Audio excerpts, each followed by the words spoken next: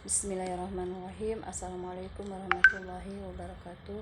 Alhamdulillahirrahmanirrahim. Baiklah, pada kesempatan kali ini saya akan membuat sebuah video dengan tugas saya, yaitu membuat judul penelitian dan menjelaskannya dari bab 1 sampai bab 3, yaitu dengan judul hubungan sikap sosial terhadap hasil belajar peserta didik kelas 8A pada mata pelajaran PAI SMPN 12 Pontianak.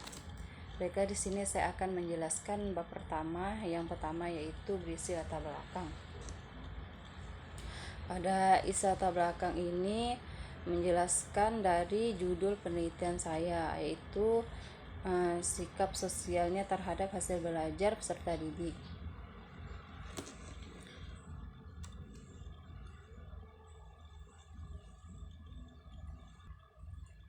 Lanjut, yang kedua yaitu rumusan masalah. Adapun rumusan masalah yang saya ambil di sini yaitu ada empat permasalahan umum yang akan saya jabarkan pada rumusan masalah ini. Dan yang ketiga bagian C yaitu tujuan penelitian. Adapun tujuan dan penelitian yang saya buat ini yaitu berfokus pada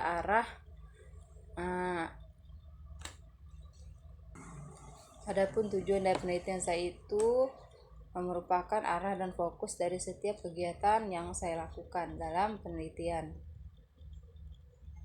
Sedangkan tujuan khususnya yaitu ada 4, yaitu mengenai bagaimana sikap sosial terhadap hasil belajar peserta didik pada mata pelajaran PAI, bagaimana hasil belajar terhadap hubungan sikap sosial peserta didik pada mata PAI.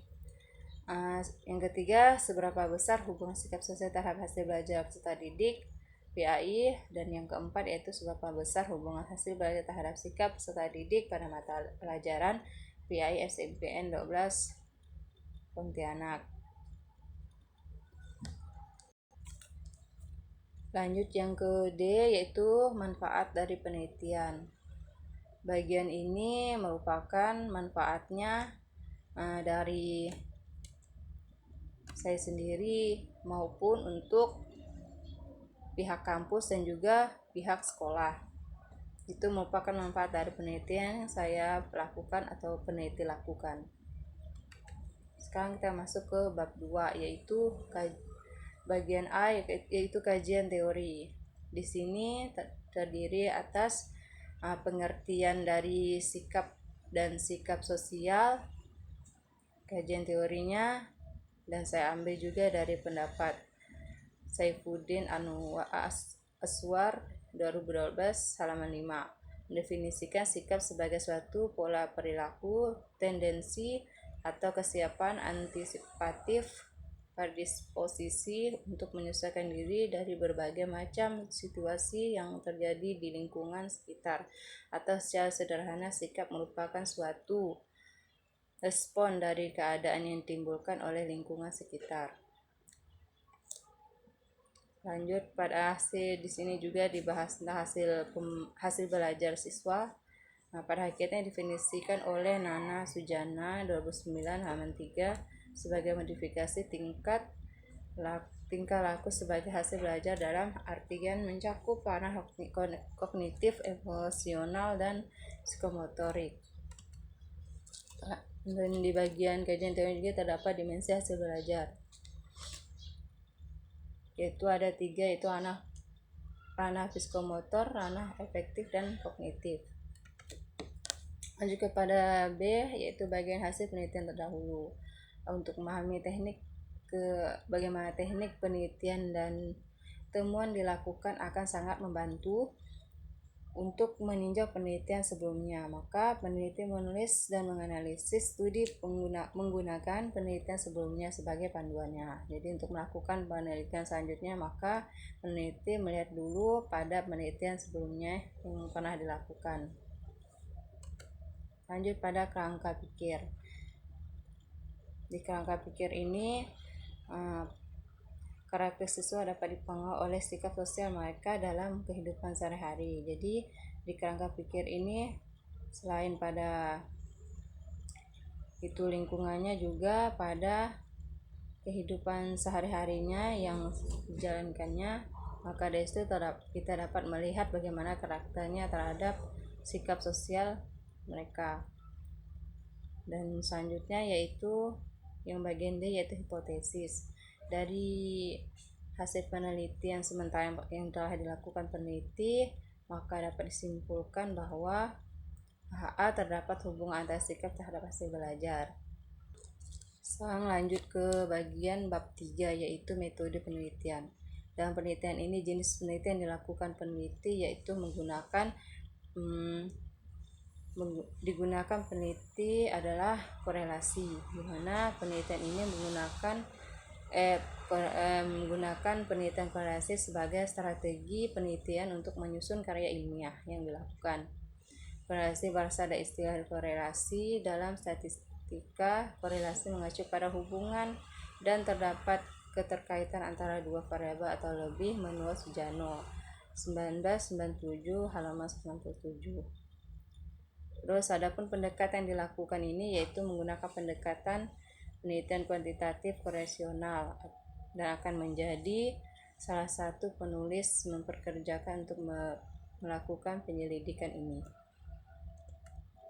Lanjut pada yang B, yaitu tempat dan waktu penelitian. Adapun tempat yang dilakukan peneliti pada penelitian ini yaitu dilakukan di sekolah SMPN 12 Pontianak, di mana di sini sekolahnya itu bergabung antara peserta didik yang muslim maupun non muslim. Maka dari itu penelitian menggunakan penelitian sampel.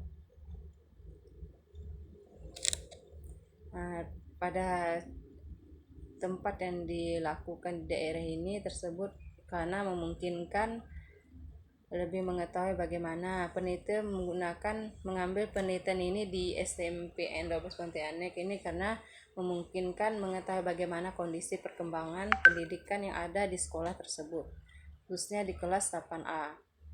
Dalam kegiatan penelitian ini maka akan dilaksanakan penelitian di kelas 8A SMPN 12 Pontianak yang beralamatkan di Jalan Haji Rais Ar-Rahman, Gang Lawu, Pontianak, Sungai Jawi Dalam, Kecamatan Pontianak Barat, Kota Pontianak, Provinsi Kalimantan Barat. Adapun waktunya yaitu dilaksanakan sejak mulai bulan Februari kemarin sampai bulan Mei 2022. Lanjut pada bagian C, yaitu variabel penelitian dan definisi operasional. Baik, pada variabel penelitian ini terdapat dua variabel, yaitu variabel penelitian, variabel bebas, dan variabel terikat. Jadi dalam melakukan penelitian ini peneliti menggunakan dua variabel, yaitu berisikan variabel bebas dan terikat, di mana hasil belajar diwakili oleh huruf X merupakan variabel bebas. Yang ini peneliti menggunakan nilai rapot sebagai acuannya untuk menghitung hasil belajar. Adapun variabel terikatnya dilambangkan dengan huruf Y, yaitu ada singkatan dari atau yang dilakukan dalam penilaian sikap sosial serta didik yang merupakan variabel terikat.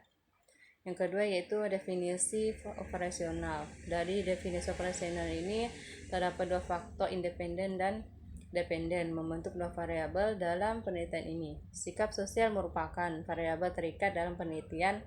Adapun variabel bebasnya adalah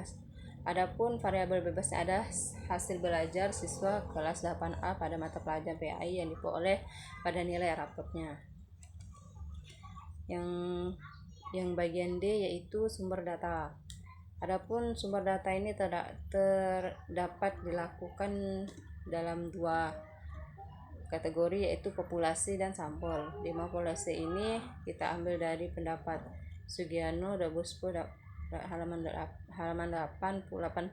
Ada istilah yang luas untuk barang atau orang yang sesuai dengan kriteria tertentu yang ditetapkan oleh peneliti untuk diteliti dan ditarik hasilnya. Adapun sampelnya, menurut Sugiano 26 mengklaim bahwa sampel mencerminkan ukuran dan diri populasi. Sampel ada sebagian dari populasi dijadikan sebagai sumber data penelitian. Sedangkan populasi itu sendiri terdiri dari berbagai karakteristik menurut Sugiono 2017 halaman 81. Jadi sampel merupakan bagian dari populasi, bagiannya dari populasi. Populasi menyangkut keseluruhan, namun yang sampel ini sebagiannya. Lanjut yang ke E, yaitu teknik pengumpulan data. Dalam teknik ini peneliti menggunakan teknik kuesioner atau angket dan teknik dokumentasi. Jadi dua teknik yang yang digunakan peneliti dalam melakukan penelitiannya. Yang F yaitu instrumen pengumpulan data. Adapun instrumen pengumpulan data ini merupakan kegunaan dari